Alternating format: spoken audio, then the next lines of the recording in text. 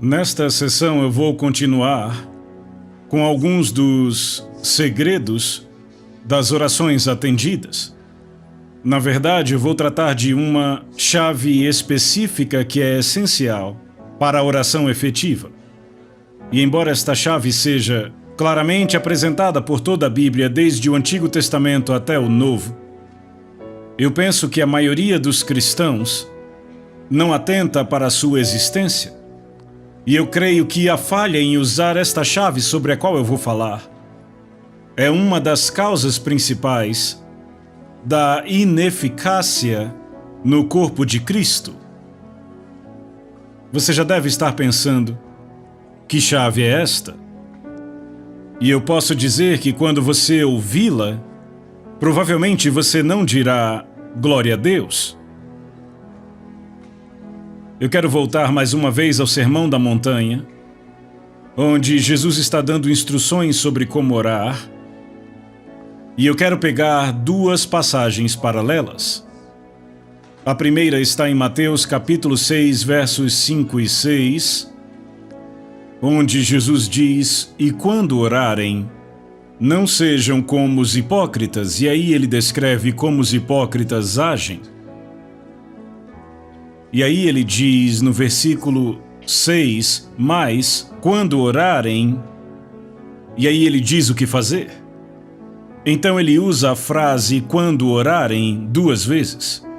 Da primeira vez, ele começa com uma negativa: "Não orem como os hipócritas". Mas ele não termina aí. Ele conclui com uma positiva: "É assim que vocês devem orar", e na verdade nós dedicamos a nossa última sessão a analisar o padrão que ele nos deu. Mas agora eu quero avançar no mesmo capítulo 6, para os versículos 16 e 17. E aqui ele apresenta uma outra dimensão da oração. E ele diz: "Quando vocês jejuarem, não sejam como os hipócritas". Mas ele não para com a negativa. Muita gente acha que ele termina aí. Mas ele continua no versículo seguinte: "Mas quando vocês jejuarem", e aí ele nos diz como fazer isso de uma forma aceitável a Deus. Agora, eu acho que vocês percebem que há um paralelo bem próximo entre o que Jesus diz sobre orar e o que ele diz sobre jejum. Primeiro ele diz: "Quando vocês jejuarem", e aí ele diz: "Não façam desta forma, façam daquela".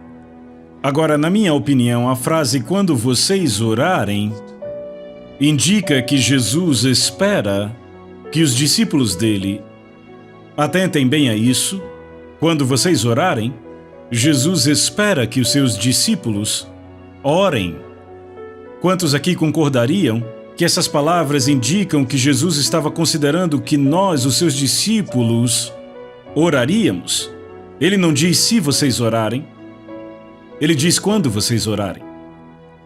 E eu imagino que a maioria de nós aqui concorda que o Senhor espera que nós, como cristãos, oremos regularmente. Não está certo? Ok, agora nós passamos para o próximo estágio e ele não diz "se vocês jejuarem", ele diz "quando vocês jejuarem". O que é que isso indica? Isto indica que ele espera que jejuemos da mesma maneira que ele espera que oremos. Não parece lógico? Você está aqui comigo? Ainda que talvez relutantemente, mas ainda está comigo? Bem, não fique relutante. Eu concordo que esse assunto do jejum não é um daqueles para os quais dizemos facilmente glória a Deus, mas eu garanto a vocês que quando aprenderem sobre ele, vocês dirão glória a Deus, vocês dirão obrigado, Deus, por nos dar esta chave. Veja, as palavras de Jesus sobre oração e jejum são absolutamente e exatamente paralelas. Quando vocês orarem, não orem desta forma, mas orem desta. Quando vocês jejuarem, não jejuem desta forma, mas jejuem desta outra. Então Jesus põe a oração e o jejum exatamente no mesmo nível. Minha conclusão é que se ele tem expectativa que oremos, ele também espera que jejuemos. E eu me alegro muito porque eu tenho um grande predecessor no ministério que chegou à mesma conclusão. Na verdade, a muitos deles, Lutero chegou à mesma conclusão, mas aquele sobre o qual estou falando é John Wesley. E eu li o diário de John Wesley há alguns anos e ele mexeu comigo e me estimulou. E ele disse algo parecido com isto. Eu estou convencido que se um cristão entendeu a necessidade de jejuar e não pratica o jejum, ele vai se desviar com a mesma probabilidade de um cristão que entendeu a necessidade de orar e não ora. E John Wesley não ordenava para o ministério metodista nenhum homem que não se comprometesse a jejuar todas as quartas e sextas até as 4 da tarde. Era um requisito básico para ser ordenado no ministério metodista.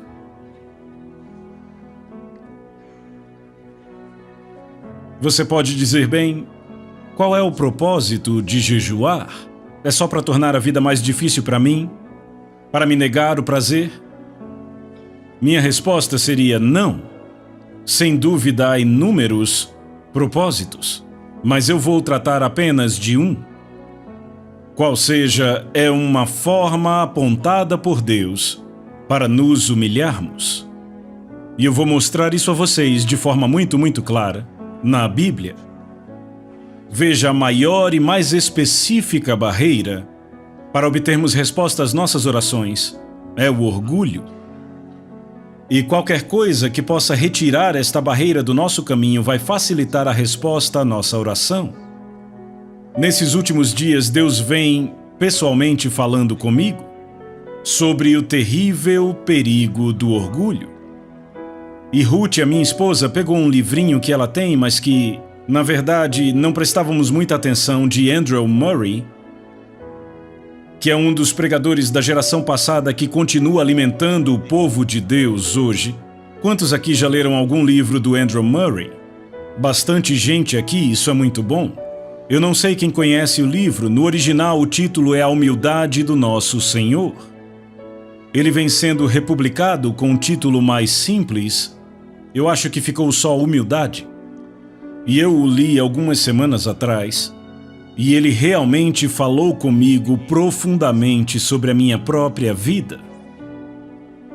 Eu já odeio o orgulho há anos, mas eu obtive uma nova visão do quão perverso e do quão maligno o orgulho é, e de como ele nos afasta de todas as bênçãos que Deus tem para nós. Essa mensagem vai por toda a Bíblia. É uma verdade universal. Ela não foi demonstrada primeiramente na Terra. Sabe, a primeira demonstração do mal do orgulho? Qual foi o primeiro pecado da história do universo? Me digam. Orgulho, sim, quem cometeu o pecado?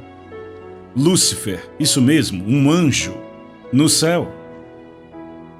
E se aquele orgulho, se o pecado do orgulho pôde ser cometido no céu, fazendo com que um anjo perdesse o seu lugar, quanto mais suscetíveis estamos ao pecado do orgulho devido à natureza pecaminosa nesta terra. Eu vou dar aqui 3 passagens da Bíblia que tratam de orgulho e de humildade. A primeira fica em Lucas 14, versículo 11. E é o final de uma parábola onde Jesus explica como agir quando se é convidado a um banquete. Em Lucas 14, e sabe, nós somos convidados para banquetes hoje em dia, às vezes. Eu fui convidado para um ontem. E Jesus disse, ele era tão prático. Ele sempre dava ilustrações muito simples. Primeiro, eu quero dizer que Deus nunca disse que Ele vai nos humilhar. Ele sempre nos diz para nos humilharmos. Eu digo às pessoas, Deus podia te humilhar, mas só você pode se fazer humilde. Não ore, Deus me torne humilde. Porque essa não é uma oração bíblica e, além do mais, provavelmente você se arrependerá dos resultados desta oração. Algumas semanas ou meses depois, quando você se encontrar na situação mais humilhante e perguntar, Deus, como eu vim parar aqui? Bem, você orou. Você orou. Jesus diz, quando você for convidado para um banquete, não saiam correndo para pegar o melhor lugar, o lugar de honra. Porque você será envergonhado quando alguém chegar e disser: é o orador que senta aqui, você arranje um lugar naquele canto ali. Jesus disse: quando chegarem, peguem o lugar mais inferior. Muito sábio, quando você está no fundo não tem mais lugar nenhum para ir, a não ser para cima. Não sei se vocês conhecem uma oração de um homem chamado John Bunyan. Eu trago isso há anos. Ele diz: aquele que está embaixo não teme nenhuma queda. O que se humilha não teme nenhum orgulho. Aquele que é humilde sempre terá Deus como seu guia. Veja, quando você está no chão, está seguro. Não dá para ir mais para baixo.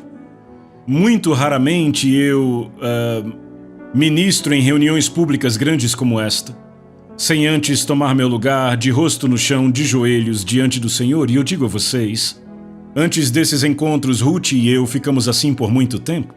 É ali que eu me sinto realmente seguro, lá no chão. Então Jesus disse no fim da parábola: se você não quer ser envergonhado, evite a situação. Não vá sentar na melhor mesa. Sente no lugar mais inferior e só terá um lugar para ir para cima. E ele resume tudo nestas palavras em Lucas 14:11. Pois todo aquele que se exalta será humilhado, mas aquele que se humilha será exaltado. Isto é universal. Ou seja, se aplica no universo, aplica-se no céu e se aplica na terra. A grande demonstração dessa verdade está em Lúcifer e em Jesus. Lúcifer foi um ser criado por Deus, mas ele buscou a igualdade com Deus, escorregou e caiu. Jesus tinha igualdade com Deus, ele se humilhou até mesmo à morte, morte de cruz. E a Bíblia diz que Deus o exaltou grandemente. Diz em Filipenses 2:9, desta forma, Deus o exaltou sobremaneira. Por que Deus o exaltou? Porque ele se humilhou, e todo aquele que se humilhar será exaltado. Eu posso prometer a vocês exaltação se vocês se humilharem. Não há nenhuma exceção. Eu tenho uma série de mensagens com este título: O caminho para cima fica embaixo. Quanto mais para baixo você vai, mais você acaba em cima. Não há nenhuma exceção para isto.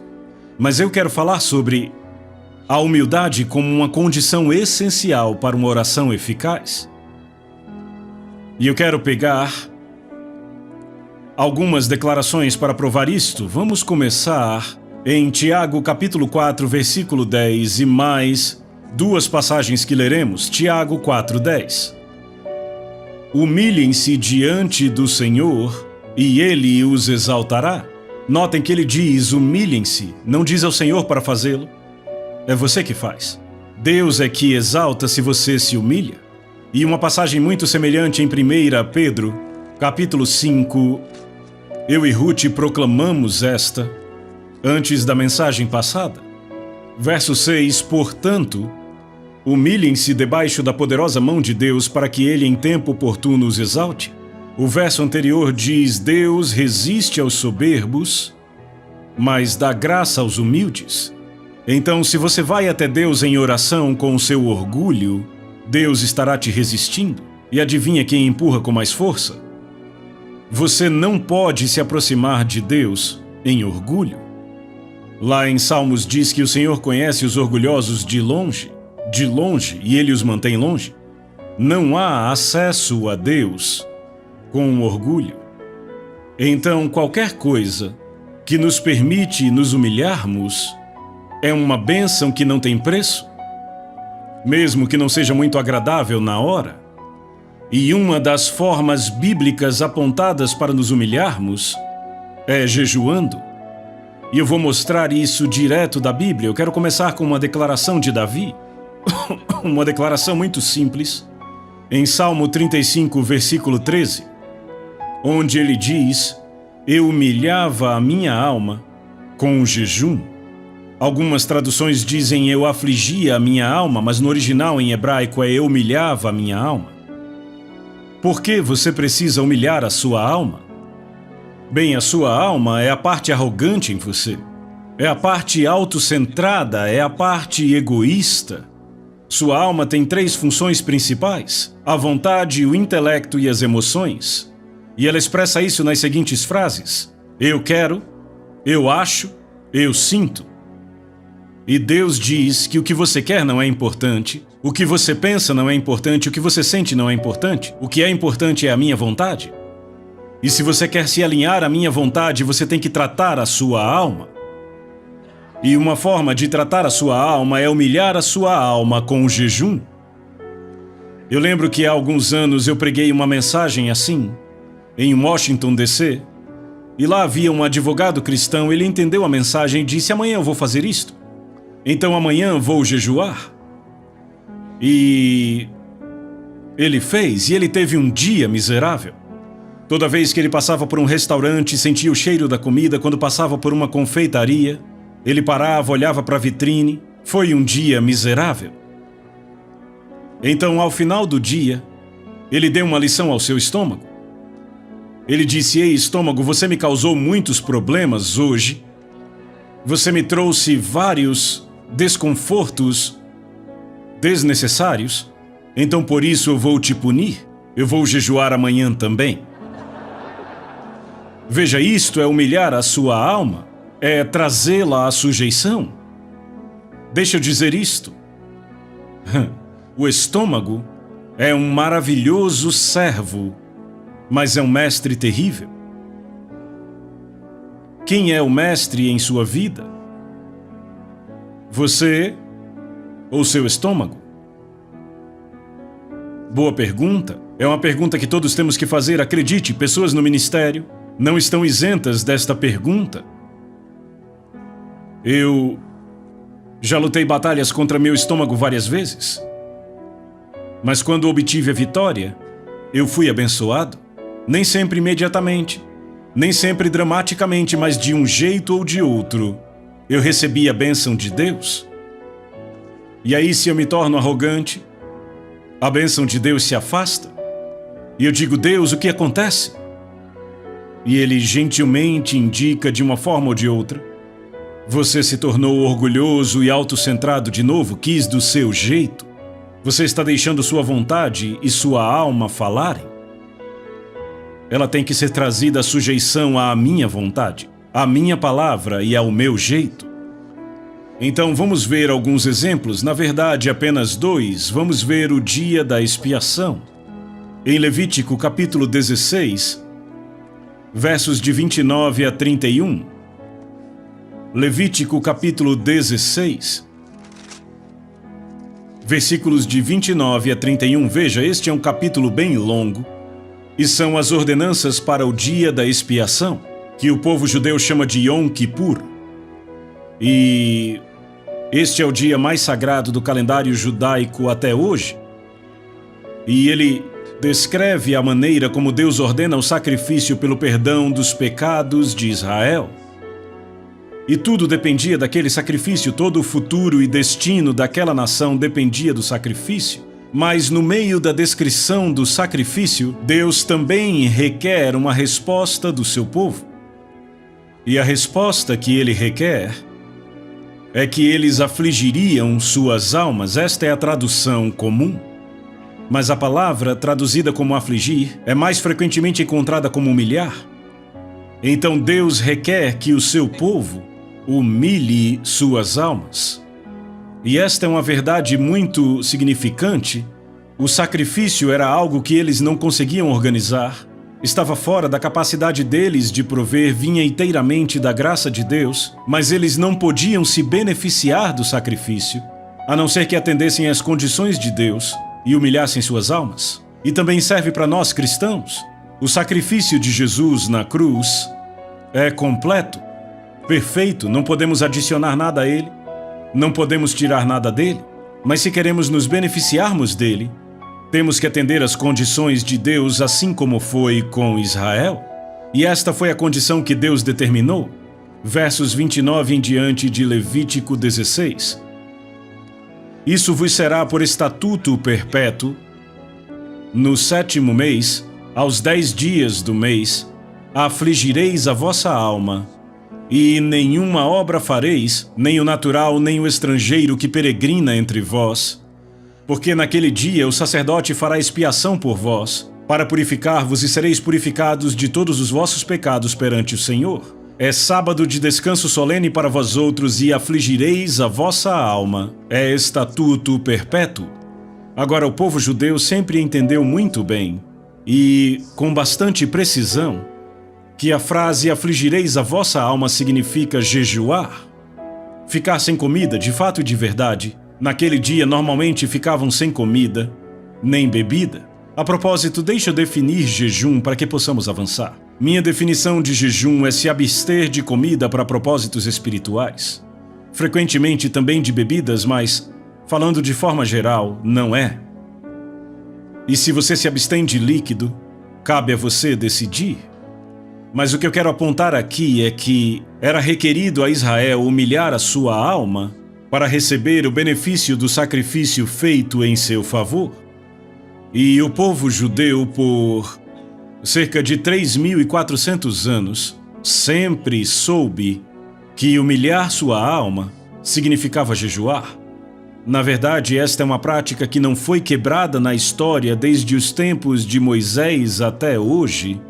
No dia da expiação, eles afligem suas almas, jejuando. E no Novo Testamento, em Atos capítulo 27, versículo 9, este dia é chamado Dia do Jejum, que é a confirmação no Novo Testamento do entendimento de que afligir nossas almas é jejuar, é trazer nossas almas à sujeição, é não permitir que nossa alma dite algo para nós ou para Deus, é nos submetermos a Deus. E eu reforço meu ponto com uma conversa que Deus teve com a terra, quando Ele nos comunica que a resposta que Ele quer de nós, da mensagem da graça, é apresentarmos nosso corpo. Não é algo lá em cima, voando no etéreo. É algo bem aqui embaixo na terra, prático. E quando Deus diz, eu quero que vocês se humilhem em uma forma, e de jeito nenhum é a única forma, uma forma, é jejuando. E então lemos a respeito do retorno dos exilados, depois do cativeiro da Babilônia, em Esdras capítulo 8, Esdras recebeu a tarefa de liderar um grupo de exilados da Babilônia até Jerusalém. Era uma jornada de 4 meses. Naqueles dias, e tinham que passar por um território onde havia bandidos, ladrões e inimigos de Israel. E Esdras tinha consigo não apenas mulheres e crianças, como também os mais preciosos vasos do templo para levar de volta. A questão era como ele conseguiria uma passagem segura. E aqui está a solução de Esdras. Vamos ler em Esdras 8, começando do versículo 21. Então apregoei ali um jejum junto ao rio Ahava, para nos humilharmos perante o nosso Senhor, para lhe pedirmos jornada feliz para nós, para nossos filhos e para tudo o que era nosso. Como foi que eles se humilharam? Apregoaram um jejum, veja, era um jejum público para todo o povo de Deus. E então ele vem com esta afirmação bem interessante, porque tive vergonha de pedir ao rei, exército e cavaleiros, para nos defenderem do inimigo no caminho, porquanto já havíamos falado com o rei, dizendo a ele, a boa mão do nosso Deus é sobre todos os que o buscam para o bem deles, mas a sua força e a sua ira contra todos os que o abandonam. Vejam, Esdras se colocou em um lugar pelo seu testemunho no qual ele tinha que provar aquilo que ele havia dito. Ele disse ao rei, o nosso Deus é o Deus Todo-Poderoso, é o Deus dos céus, ele nos protege. E então ele recebeu a tarefa de levar aqueles exilados de volta numa situação muito perigosa. E ele diz, eu poderia ter ido ao rei e pedido uma escolta, soldados e cavaleiros, mas como isso se encaixaria na minha afirmação que Deus protege o seu povo? Frequentemente acontece conosco, testemunhamos e temos que viver do nosso testemunho. E então ele disse, eu não escolhi o caminho carnal, eu não escolhi o caminho do mundo, eu escolhi o caminho espiritual. Buscar a proteção de Deus não com soldados e cavaleiros, mas jejuando, humilhando-nos diante de Deus, invocando sua proteção. Você lê essa história, mas ele conclui no versículo seguinte, nós, pois, jejuamos e pedimos isto ao nosso Deus, e ele respondeu a nossa oração. E você lê o resto da história, eles passaram em segurança, sem nenhuma perda, nenhum acidente. E em muitas situações, somos confrontados com duas alternativas: tomaremos o caminho carnal ou tomaremos o caminho espiritual. Bem, então deixa eu falar e testemunhar da minha própria experiência. Por haver me tornado o pai adotivo de uma grande família numa situação muito difícil e termos que nos mudar de país para país, de lugar para lugar, eu posso dizer que a minha primeira esposa, Lídia, e eu seguimos o exemplo de Esdras. Quando tínhamos uma jornada para fazer, jejuávamos e orávamos. E graças a Deus, a nossa família sobreviveu intacta. Em meio a circunstâncias terrivelmente perigosas, em meio à guerra, à fome, sobrevivemos. Eu posso testemunhar: o caminho de Deus funciona. Ele é prático, não é algo teórico. Certo, então vamos considerar um pouco pessoas debaixo do julgamento de Deus. Se o julgamento de Deus viesse a ser proclamado sobre a nação da Nova Zelândia e quiséssemos avisar, e isso pode acontecer facilmente, eu não acredito que está longe. O que poderíamos fazer? Poderíamos jejuar, nos humilharmos diante de Deus. Sabe, houve um rei terrivelmente mau em Israel, chamado Acabe. Eu não sei se você lembra da história de Acabe, mas ele casou com Jezabel e ele levou Israel à idolatria e a todo tipo de maldade. E em 1 Reis, capítulo 21, Elias teve um confronto com Acabe e ele pronunciou o juízo de Deus sobre ele. Vejamos aqui, Deus disse a ele, verso 21, farei a tua casa como a casa de Jeroboão, filho de Nebate, e como a casa de Baasa, filho de Aías. Todo homem e toda mulher da sua família será destruído. Esse foi o juízo de Deus. E então ele continua dizendo, no verso 25, ninguém houve, pois, como Acabe, que se vendeu para fazer o que era mal perante o Senhor, porque Jezabel, a sua esposa, o instigava. Então ele foi o rei mais perverso, e Deus anunciou o juízo sobre ele através do profeta Elias. Mas Acabe temeu ao Senhor. Verso 27, tendo Acabe ouvido estas palavras, rasgou as suas vestes, cobriu de pano de saco o seu corpo e jejuou, dormia em panos de saco e andava cabisbaixo. E veio a palavra do Senhor a Elias, dizendo, não viste que Acabe se humilha perante mim? Portanto, visto que se humilha perante mim, não trarei este mal nos seus dias, mas nos dias do seu filho trarei. Então temos aqui este homem apontado como o rei mais perverso em Israel até aquela época. O juízo de Deus foi pronunciado contra ele e sua família. Mas quando ele se humilhou com o jejum, Deus disse, não trarei o juízo nos seus dias. Ora, se o jejum pôde fazer isto com Acabe, o que poderá fazer a mim e a você como filhos de Deus? Você vê o potencial? E então, na história de Jonas, na sua mensagem para Nínive, vemos como ele entrou na cidade, uma cidade muito perversa, violenta e má, e ele proclamou que em 40 dias a cidade seria destruída. Aquela era uma mensagem de Deus. Como foi que os habitantes de Nínive responderam? Jonatas 3:6. Chegou esta notícia ao rei de Nínive. Ele levantou-se do seu trono, tirou de si as vestes reais, cobriu-se de pano de saco e assentou-se sobre a cinza. E ele fez toda a cidade jejuar. Até mesmo os animais jejuaram. E ele diz no verso 10, viu Deus o que fizeram, como se converteram do seu mau caminho. E Deus mudou de ideia quanto ao mal que tinha dito que lhes faria, e não o fez. Uma cidade gentia, conhecida por sua maldade, ouviu a mensagem de um profeta uma vez, arrependeu-se e jejuou, e lamentou, e Deus poupou a cidade inteira, e Nínive foi poupada do juízo por 100 anos desde aquele tempo. Então, se o jejum trouxe isto a Nínive, o que poderia fazer por nossa nação? O que poderia fazer quando o povo de Deus se humilha? clamando por ele.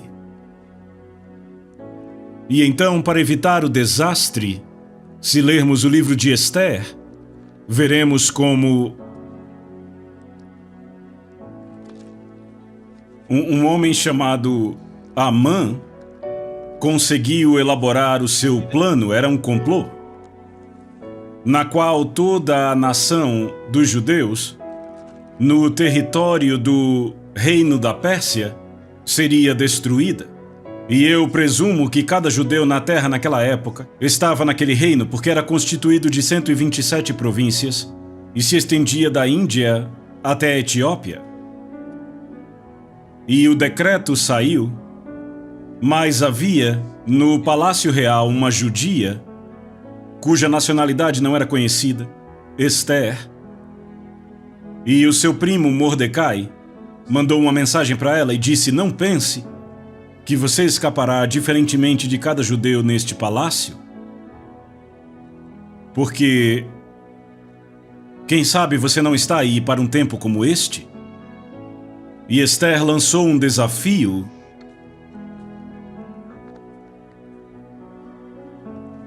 E ela disse: vai e reúna todos os judeus que estiverem em Suzã e jejuem por mim.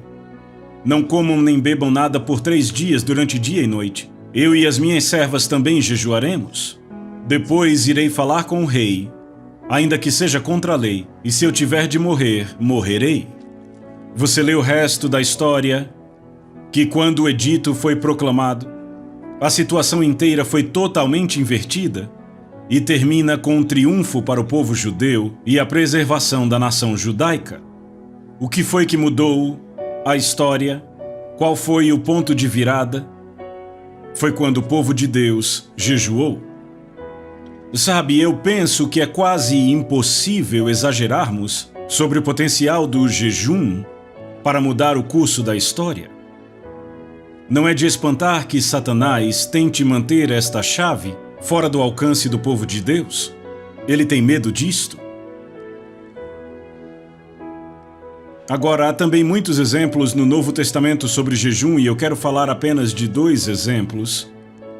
Um que eu chamo de jejum individual e o outro jejum coletivo.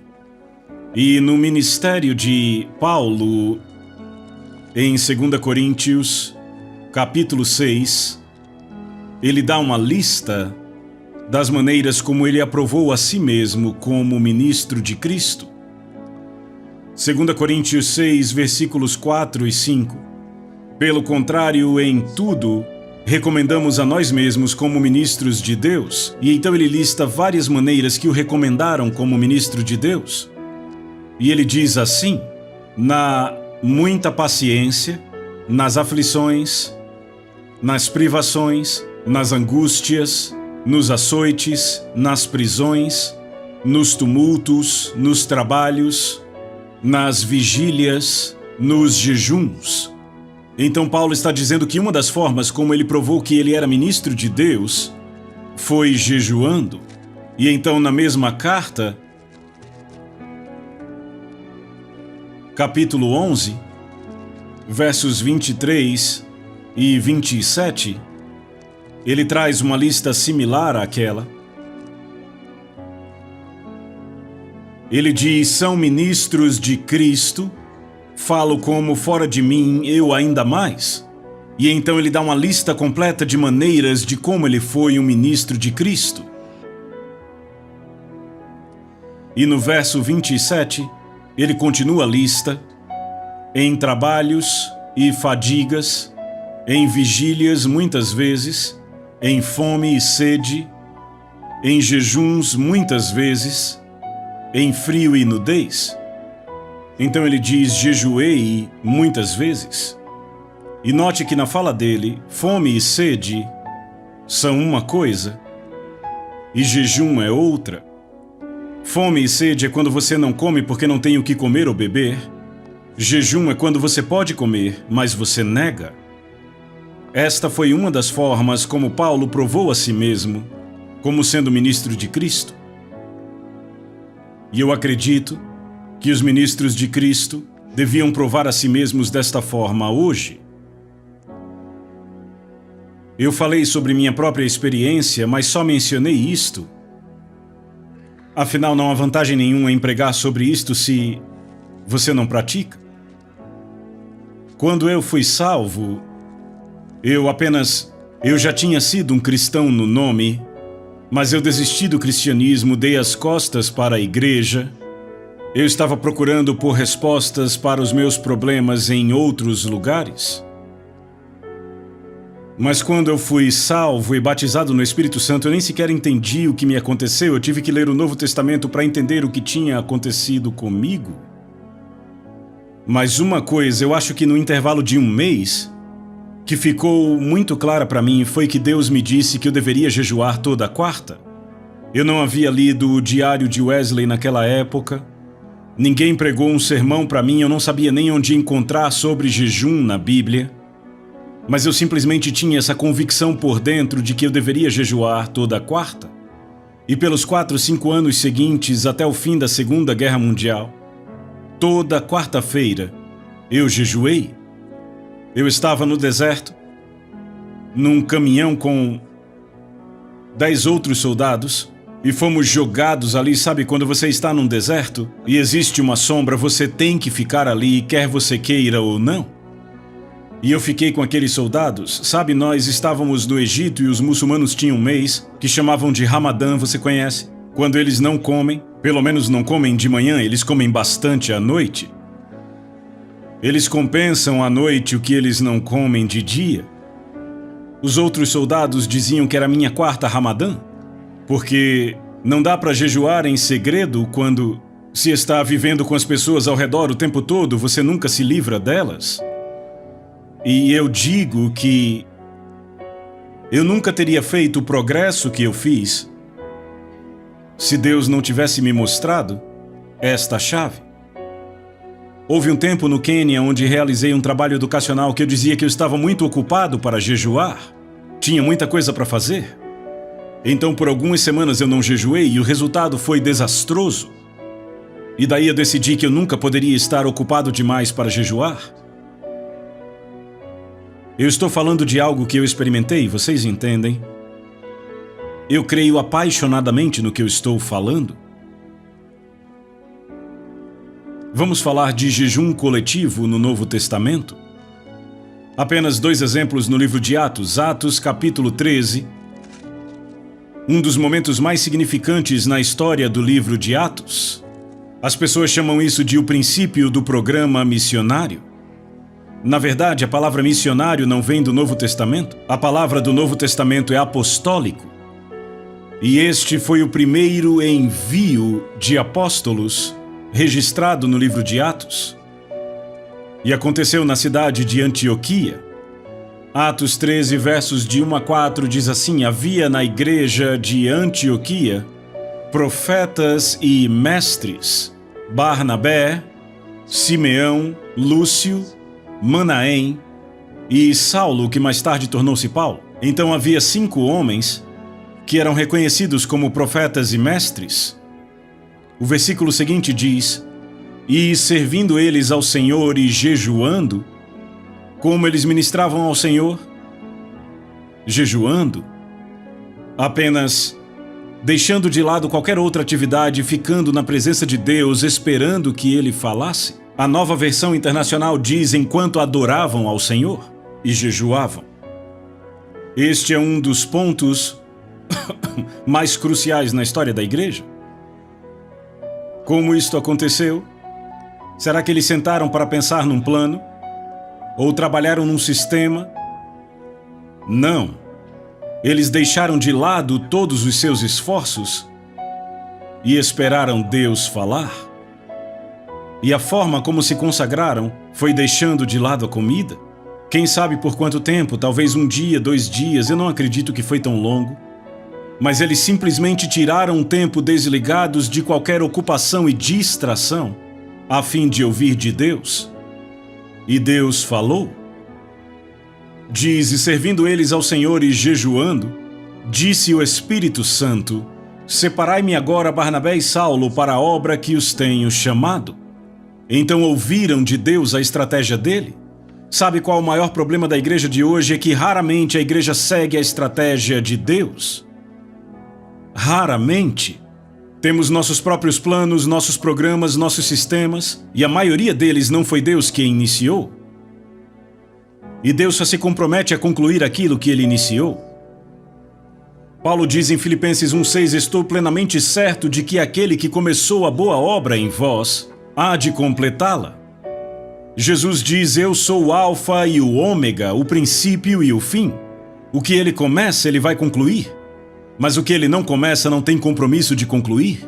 O que é importante é descobrir o que Deus está começando. Qual é o plano de Deus? Como podemos ouvir de Deus? E a igreja antiga estabeleceu o padrão. Eles tiraram um tempo de tudo, incluindo de comer, e disseram: temos que ouvir de Deus. E eles ouviram. Deus disse: bem, eu tenho um plano. Eu quero que separem 2 homens, Barnabé e Saulo, e os enviem. Não os enviaram imediatamente? Ouçam. Diz: então, jejuando e orando, e impondo sobre eles as mãos, os despediram. Então jejuaram de novo. Da primeira vez jejuaram para saber a vontade de Deus. Da segunda vez jejuaram para comprometer aqueles homens a cumprir a vontade de Deus.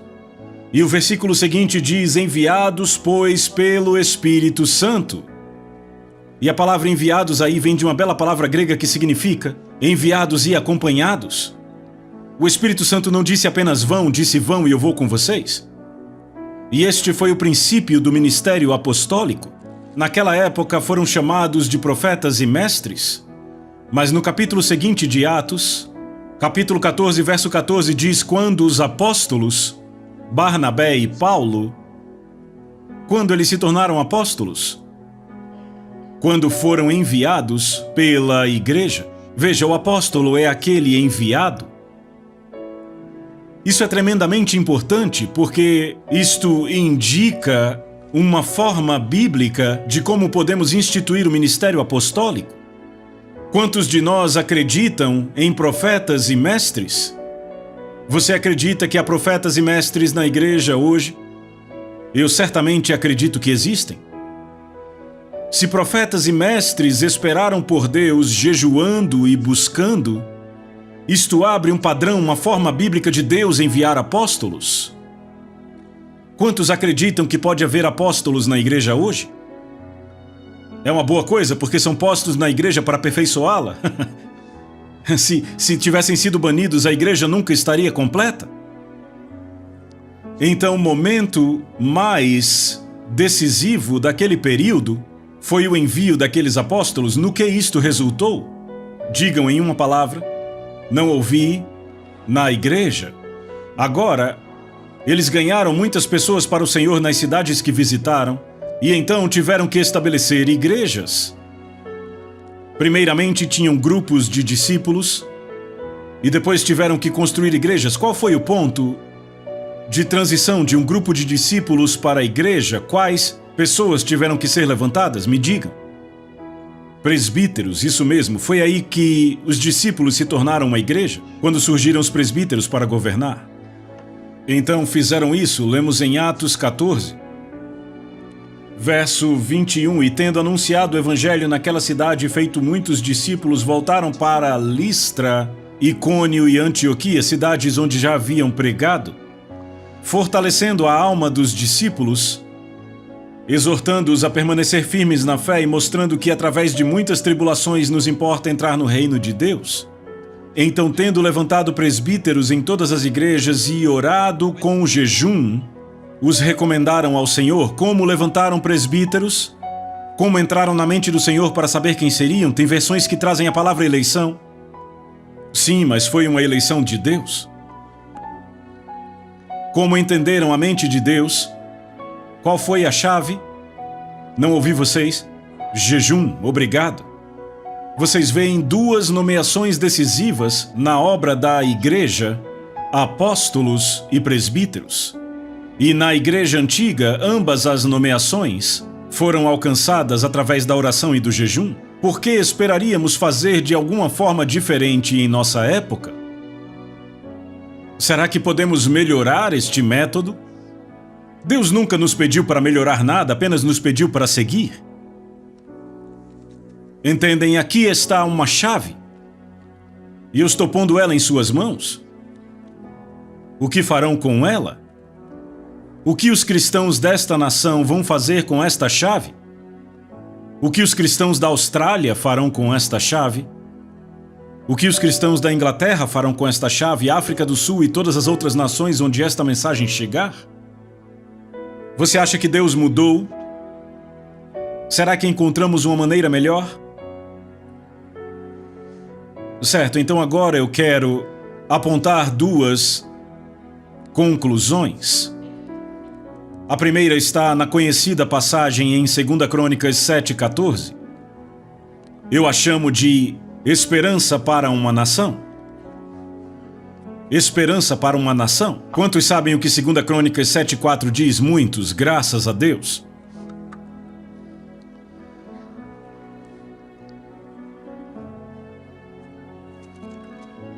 Eu poderia citar de cor, mas não irei. Deus fala, e Ele diz: se o meu povo, que se chama pelo meu nome, se humilhar e orar e buscar a minha face e se converter dos seus maus caminhos, então eu ouvirei dos céus, perdoarei seus pecados e sararei a sua terra. Então são 7 passos. 4 passos que o povo de Deus tem que dar, 3 passos que Deus dará quando nós dermos os nossos 4. Quais são os 4 passos que temos que dar? Qual é o primeiro? Eu não ouvi vocês? Nos humilharmos. Por quê? Porque o orgulho é uma barreira para a resposta às nossas orações. O próximo é orar. Deus diz: não comece a orar até tratar do seu orgulho. E então Ele diz: buscar a minha face. Não significa uma reunião de oração de 8 às 9h30. Isso é orar até experimentar a presença de Deus. E então Ele diz: se converter dos seus maus caminhos. E você diz: Deus, mas eu não tenho maus caminhos. E Deus diz: espere até estar em minha presença e você descobrirá. Experimentamos isso em nossa igreja em Fort Lauderdale cerca de 5 anos atrás. A esposa de um dos presbíteros recebeu uma palavra do Senhor para proclamar um jejum. Eu já vou falar sobre isso, um jejum coletivo. E aquilo não foi recebido com muito entusiasmo. O fato foi que os presbíteros, e eu era um deles, ficaram tão envergonhados que tivemos que fazer algo a respeito daquilo. E então dissemos que íamos tirar um certo período para jejuar e orar, e nos encontrávamos toda manhã, eu acho que era 5 da manhã. Bem, eu não estava lá, Ruth e eu estávamos viajando quando começaram. E se não me engano, na primeira manhã havia 13 pessoas. A igreja tinha mais de 500 pessoas na época. Na manhã seguinte, eu acho que vieram 7. E aí começou a ficar como é típico nas reuniões de oração. Na manhã seguinte havia 4. Mas então, um irmão que não era um presbítero recebeu um fardo do Senhor. E ele passou 24 horas chorando. E as coisas mudaram. E quando Ruth e eu voltamos, eu disse: gostemos ou não, isso vem de Deus, é melhor a gente se envolver se não quisermos nos perder dele. E eu não posso entrar nos detalhes, mas pelas próximas, eu acho que 6 semanas, nos encontrávamos toda manhã às 5 da manhã e passávamos a maior parte do tempo com o rosto ao chão. E os pecados que foram confessados foram espantosos. Era uma igreja ótima e respeitável. Mas havia adultério, fornicação, havia alcoolismo. E não veio à tona até estarmos na presença de Deus. Não diga a Deus: eu não tenho maus caminhos para me arrepender. Provavelmente isso só vai dizer o quão distante você está da face dele. À luz do semblante dele, as coisas ficam diferentes. O que Deus pede de nós? 4 coisas: nos humilharmos, orar, buscar sua face, se converter dos maus caminhos. Como é que nos humilhamos? Fazendo o quê? Você entendeu a mensagem? Certo, veja, você pode jejuar e ser muito orgulhoso. Jesus disse: não jejue assim. Não é assim que se jejua, é assim que os hipócritas jejuam. Mas ele não disse, é por isso que vocês não jejuarão? Não, ele disse, jejue da maneira certa, não da errada. Então Deus diz, eu faço 3 coisas.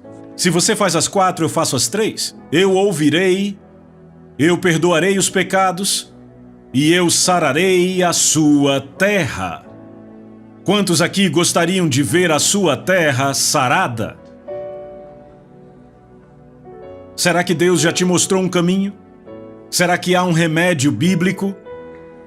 Eu creio que há. Vamos para uma última passagem na Bíblia. Joel capítulo 2.